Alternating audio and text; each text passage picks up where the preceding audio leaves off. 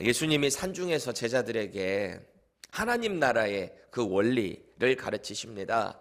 그 중에서 첫 번째 그 원리, 하나님 나라의 뜻대로 사는 사람들, 법대로 사는 사람들은 하나님 나라의 복을 누린다라고 약속을 하셨어요.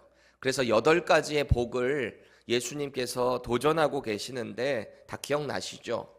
첫 번째 복이 뭐였죠? 마음이 가난한 사람, 심령이 가난한 사람, 하나님 외에는 도우심이 없습니다, 제게는 하나님밖에 없습니다 라고 하는 그 심령 가운데 하나님께서 천국을 허락하신다 그러셨어요. 이 땅에 천국이 임했다라고 합니다. 또 자신의 연약한 죄성, 나의 이 부질없는 나의 이 연약함 때문에 하나님, 저는 주님께 나아갈 수 없습니다, 하나님 저를 긍휼히 여겨주세요, 불쌍히 여겨주세요, 그런 애통한 심정을 가지고 주님께 나가는 자, 그에게 하나님께서 말할 수 없는 위로의 복을 허락하신다 그랬습니다. 그리고 분명한 힘과 분명한 권세가 있어요. 내가 분명히 이것에 대해서 이거 아니다라고 말할 수 있는 자격도 있어요. 그런데 하나님의 영광을 위해서 내가 이것을 기꺼이 포기할 줄 알며 하나님의 뜻대로 살아가는 자, 그 온유한 자에게 하나님께서 땅을 기업으로 받게 하신다라고 했습니다. 실질적인 이 땅에서의 복이 될 수도 있고요, 궁극적으로는 하나님의 나라의 그 복, 그 땅을 기업으로 이미 받은 상태에서 그 복을 누리며 산다. 이게 하나님 나라 백성들이 누리는 행복이라고 했습니다. 그리고 이제 오늘 하나님께서 당신의 백성들이 누리는 4번째 그리고 5째 복을 약속하고 선포하시는데요, 의에 줄이고 목말라 하는, 그렇게 갈망하는 자, 그에게 복이 있대요. 또 긍휼한 마음을 갖고 있는 자에게 긍휼의 복을 허락하신다, 이렇게 약속을 하고 계십니다. 여러분, 살아가면서 뭔가를 막 절실하게 갈망해 본 적 있으세요?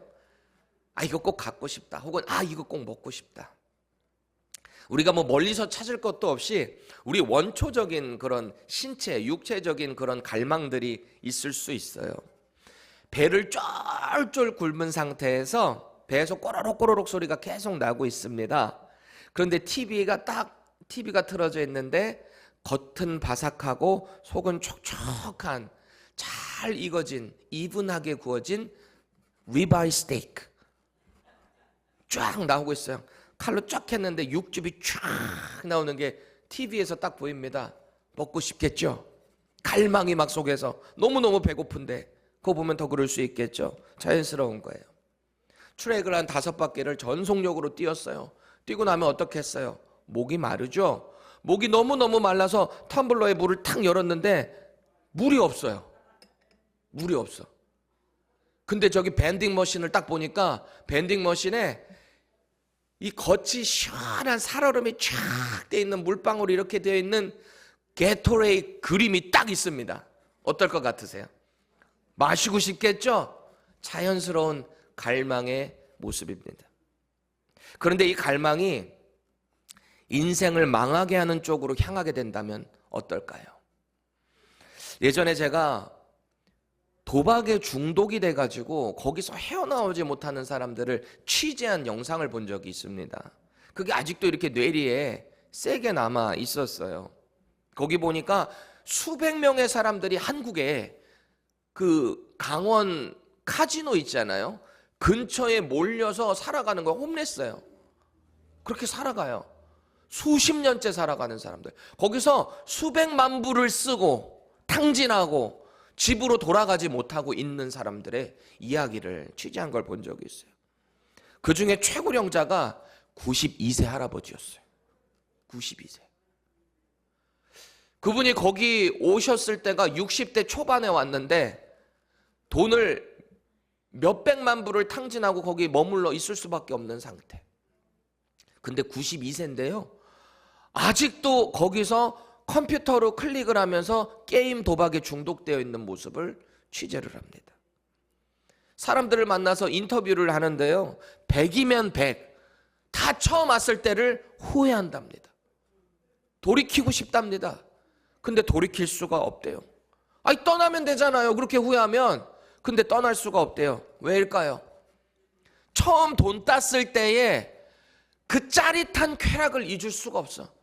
다시 한번 회복하고 내가 다시 본전만 찾을 수 있다면 난 여길 떠날 수 있다. 과연 그럴까요? 그렇게 계속 쳇바퀴처럼 반복하고 반복하다가 그 자리에 주저앉아 있는 거죠.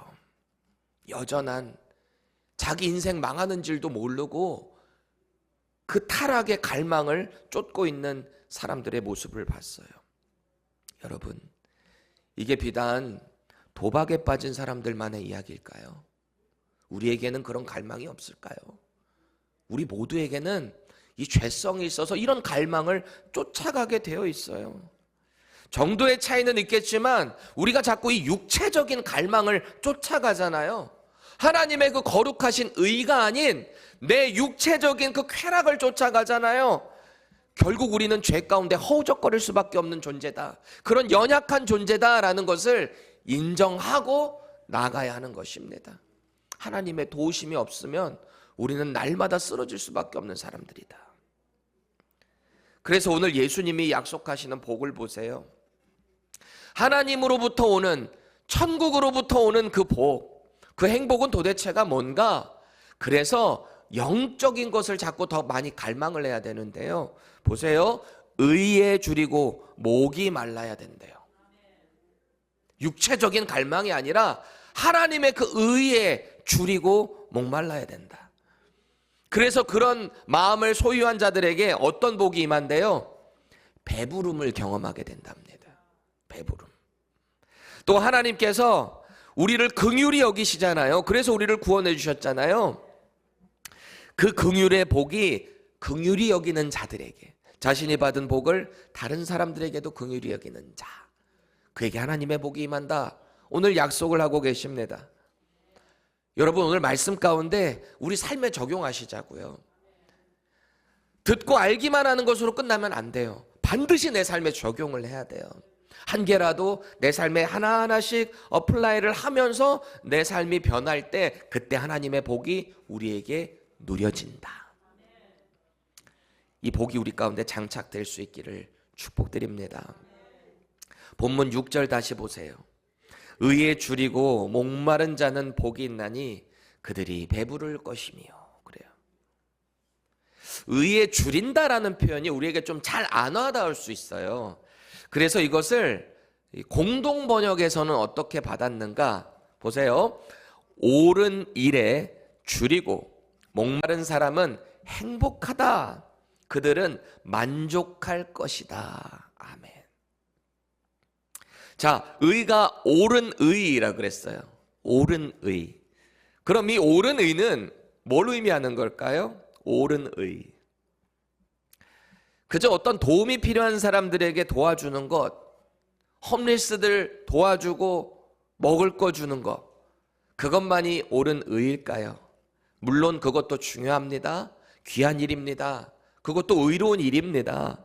인간들 사이에서는 분명히 선한 일이에요. 착한 일이에요. 그런데 지금 예수님께서 말씀하시는 이 의라는 것은 단순한 인간과 인간 사이에서 선한 일을 행하는 그 정도에 머무르는 것이 아닙니다. 지금 예수님은요, 하나님 나라 기준의 의를 말씀하시는 거예요. 하나님 나라의 의. 하나님 나라 의는 분명히 윤리적인 의미도 포함되어 있을 겁니다. 공의라고 하잖아요. justice. 하나님의 그 공의가 이 땅 가운데도 실현이 돼야 돼요. 왜 그럴까요? 율법을 한번 떠올려 보세요. 율법의 정신. 크게 정리를 하면 딱 두 가지죠. 율법 하면은 뭐와 뭐라 그랬어요? 하나님 사랑, 이웃 사랑.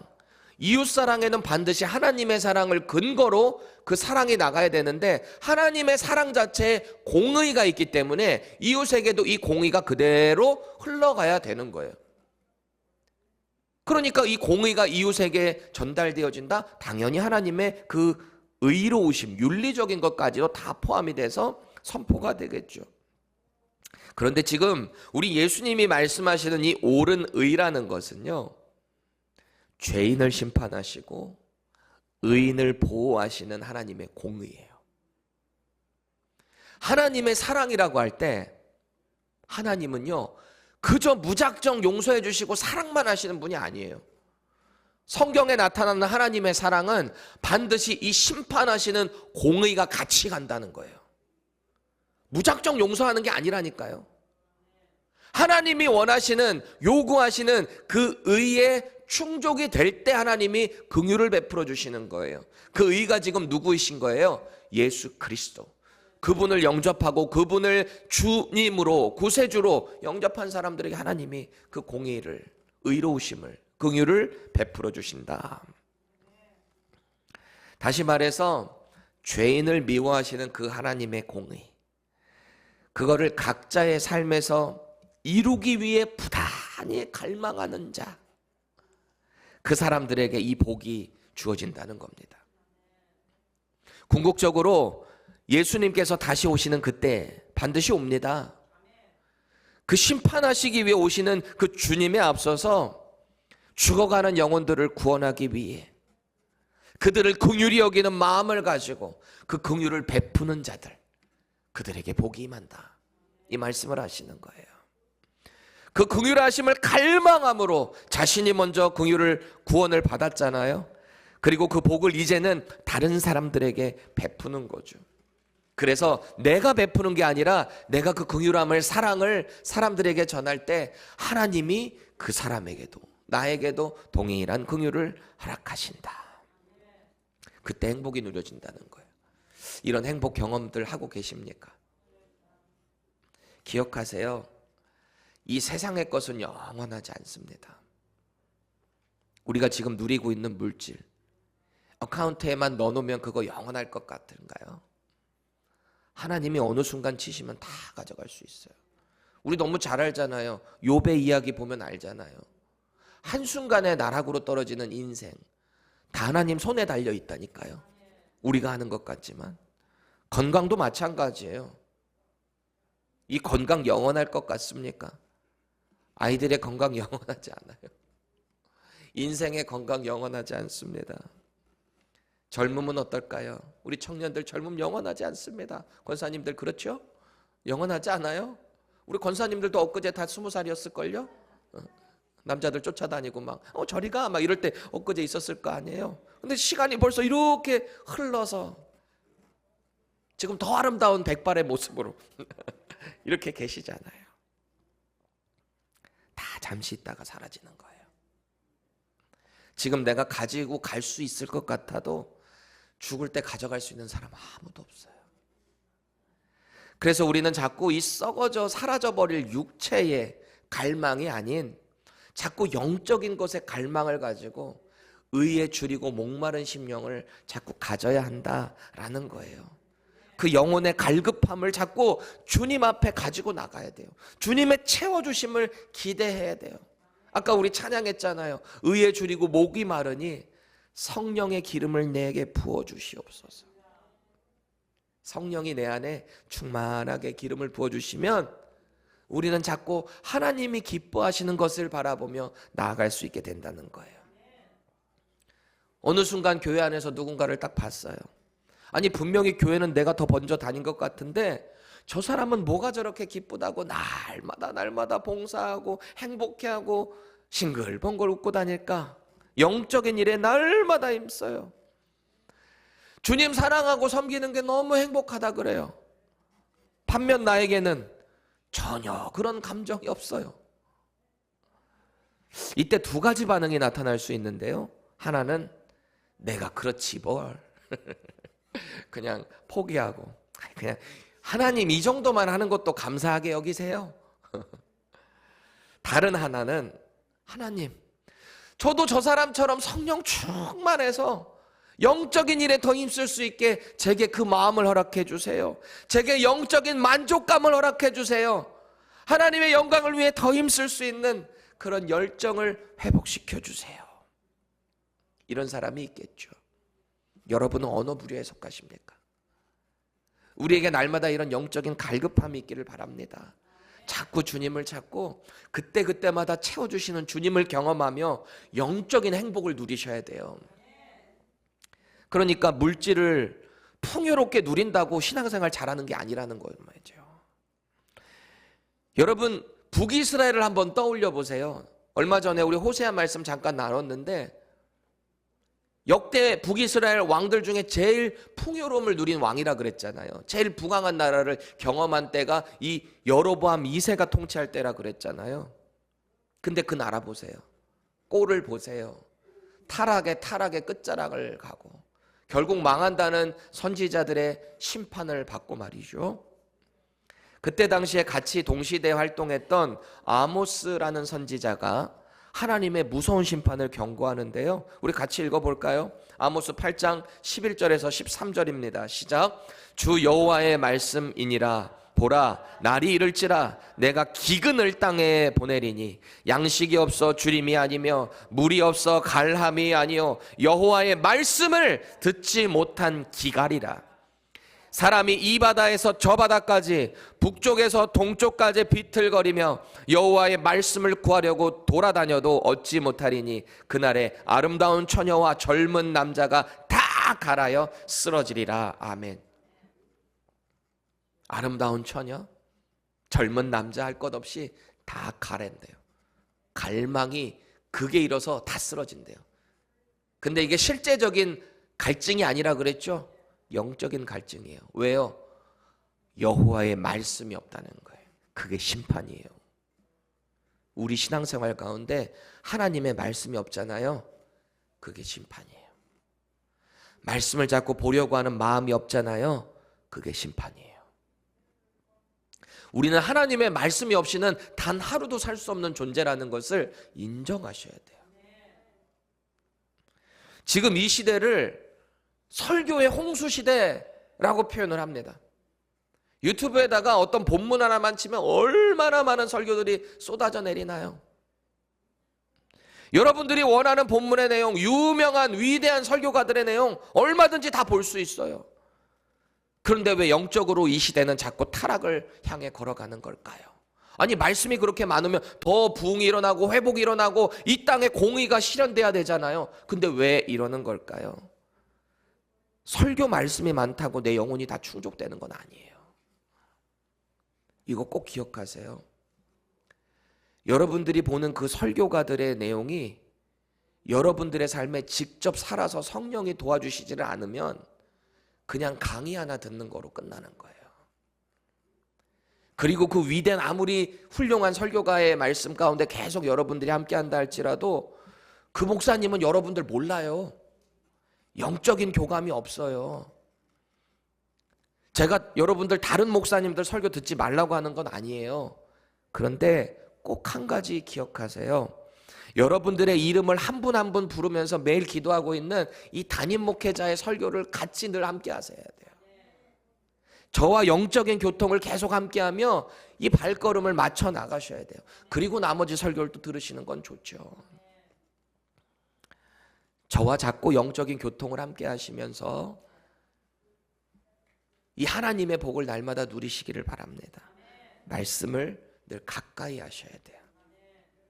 우리가 자꾸 하나님 나라의 양식인 이 말씀을 먹게 되잖아요. 그러면 자꾸 우리는 영적으로 성장하게 되는 거예요. 살이 찌고 만족감을 누리는 거예요. 육체가 살이 찌는 거는 안 좋을 수 있잖아요. 영적으로 살찌는 것은 좋습니다. 각자에게 정직하게 물어보세요. 나는 얼마나 하나님의 말씀을 먹으며 얼마만큼의 이 배부름의 영적인 만족감을 누리며 사는가? 자꾸 우리 신앙생활을 점검해야 돼요.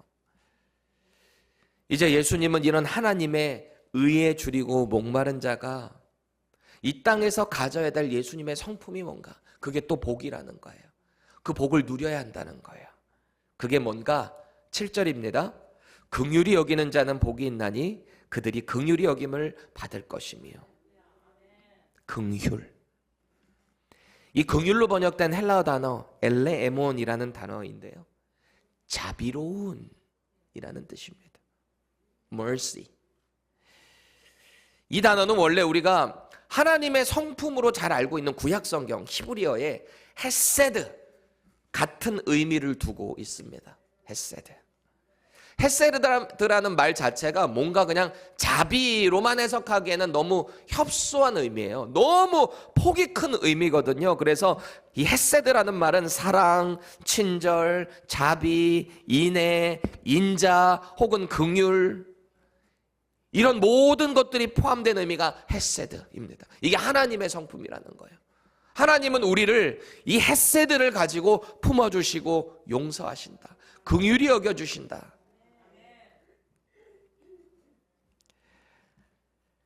여러분, 성경에 보면 하나님 없는 사람들의 특징, 그게 뭘까요?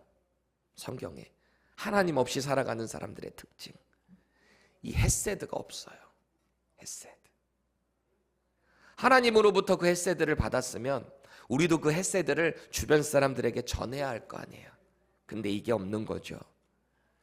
사도 바울이 이런 자들의 특징을 로마서 1장에 보면은 이방인들에 대한 죄악상을 쫙 나열을 하잖아요. 그 중에서 로마서 1장 31절, 우리 현대인의 성경으로 한번 볼까요? 이 사람들의 특징이 뭐냐? 미련하며 신의도 인정도 없고 무자비합니다. 이게 하나님 없는 사람들의 특징이에요. 이 땅에 살아가는 세상의 사람들. 겉으로는 아닌 척하지만 결정적인 순간에 신의를 저버려요. 이게 뭐 예수 안 믿는 사람들만의 문제인가요? 우리에게도 얼마든지 이런 유혹 올 수 있잖아요. 여러분, 신의를 꼭 지키시기 바랍니다. 크리스천은 신의가 있어야 돼요. 내가 한 말 지키려고 애를 많이 쓰셔야 되고요. 사람들과의 신의 가운데 내가 하나님의 영광을 드러낸다라는 것을 자꾸 기억해야 하는 거예요. 내가 어떤 높은 자리에 올라갔을 때 자꾸 다른 사람에게 긍휼을 베풀어야 돼요. 이 세상 사람들을 보세요. 어떻게 해요? 다른 사람들은 어떻게든 짓밟고 올라가려고 무자비함이 하나님 없는 이 헤세드, 그 사람들에게 있다라는 겁니다. 이건 하나님의 사람이 하는 행동이 아닌 거예요. 누군가를 짓밟고 억압하고 폭력적으로 일삼고 사납게 대하는 거, 하나님의 사람이 아니라는 거예요. 하나님의 사람들이 하나님의 의를 갈망합니다. 그 가운데 하나님께서 당신의 헤세드를 저와 여러분들에게도 부어주시잖아요. 그럼 우리 행동이 어떻게 바뀔까요? 주님의 헤세드가 내 안에 들어와서 내 마음의 불안함, 내 안에 폭력적인 그런 성향들이 다 평강으로, 온유함으로 바뀌게 된다라는 거. 이게 복이라는 거예요. 예전에 제자훈련을 제가 우리 교회 성도들 어떤 분들 마치고 어떤 분이 이런 간증을 했었어요. 목사님, 제가 예전에는 저 사람 꼴도 보기 싫었는데, 그렇게 미웠는데 이제는 말씀에 은혜 받고 나니까 왜 그런지 기억이 안 나요. 말씀을 사모함으로 그 말씀이 내 안에 영적으로 충만하게 채워지니까 배가 부르잖아요. 그러니까 더 이상 누군가를 향해서 그런 에너지를 쓸 필요가 없는 거예요. 이게 영적인 채워짐입니다. 그렇게 서로를 품어주고 긍휼을 베풀게 된다라는 거죠. 여러분, 우리 교회 이런 사람들 두세 사람만 점점 있고 서로 그렇게 영향력 주잖아요. 우리 교회 공동체 어떻게 바뀔까요? 천국으로 바뀌는 거예요. 누군가가 몇 명이 혹 그런다 할지라도 그저 그 긍휼함으로 사랑으로 품어주다 보니까 결국은 그 사람들도 다 변하게 되지 않겠습니까? 우리가 속한 공동체에 다 이런 모임이 있어야 돼요. 이런 분위기로 우리가 하나님의 사람이라면 가는 속한 모든 곳에 이런 사랑으로 긍휼로 품어줄 수 있어야 한다라는 거예요.